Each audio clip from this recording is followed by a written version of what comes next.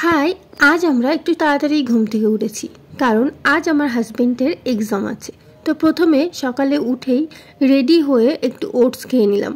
তারপরে আমরা নার্সারিতে এলাম। এখান থেকে প্রায় 4-5টা ফল পেরে নিয়েছি বড় বড় সাইজের। এবার তোমাদের মনে একটা প্রশ্ন আসতে পারে যে এক্সাম দিতে যাচ্ছি তবু কেন আমরা ফল নিয়ে যাচ্ছি, তাও আবার গোটা। কারণ আমরা এখান থেকে যাব আমার খালা শাশুড়ির বাড়ি।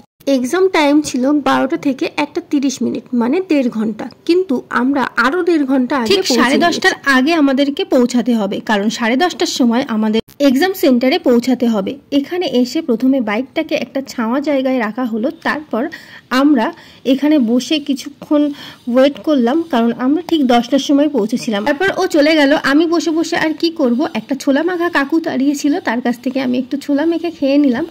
আর ছোলা মাখাটা কিন্তু দারুণ টেস্ট ছিল, তবে আমি একা খাইনি, ওর জন্য একটু রেখে দিয়েছিলাম। এবার তোমরা বলবে এইটুকু ছোলা মাখা তাও আবার দুজন মিলে খাচ্ছে। আসলে সেইটা কোনো ব্যাপার না।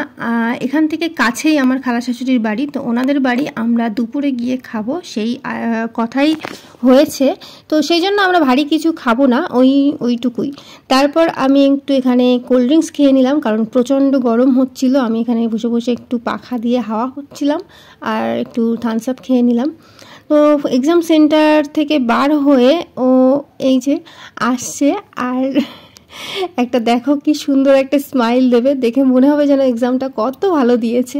তো যাই হোক, এটা ছিল একটা পুলিশের এক্সাম।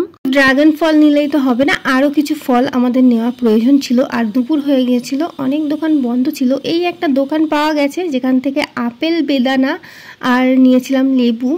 তো এখান থেকে একটু মিষ্টিও নিয়েছে।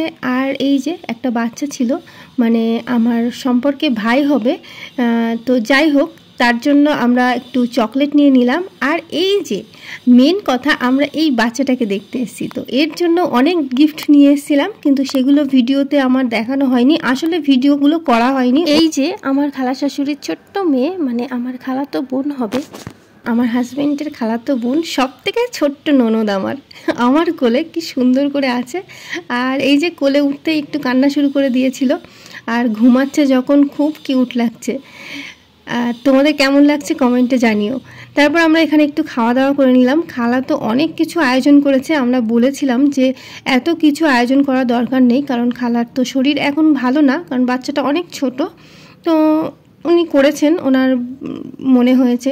যাই হোক, আর এই যে আমার হাজব্যান্ড কোলে নিয়েছে ওর ছোট্ট বোনকে, কি কিউট লাগছে। আমার এই ছোট্ট ননদের নাম হচ্ছে ওয়াসিফা জান্নাত। কেমন লাগলো নামটা কমেন্টে জানিও। তারপর আমরা ওখান থেকে বার হতে হতে প্রায় সন্ধে হয়ে গেছে, প্রায় না সন্ধেই হয়ে গেছে। আমরা অবশ্য নামাজ পড়ে বার হয়েছি। তো এই যে বাড়ি আসলাম, অনেকটা রাত হয়ে গেছিলো। তো রাত হয়ে আমরা একটু ল্যাপটপ দেখছিলাম, এখানে একটা মুভি দেখছিলাম। এই মুভিটা কি মুভি কমেন্টে জানিও তোমরা, যদি কেউ দেখে থাকো সেটাও আমাকে জানিও। মুভিটা আমার অতটাও ভালো লাগেনি, ওই মোটামুটিই লেগেছে। তো আজ এই পর্যন্ত, দেখা হবে নেক্সট ব্লগে। টাটা।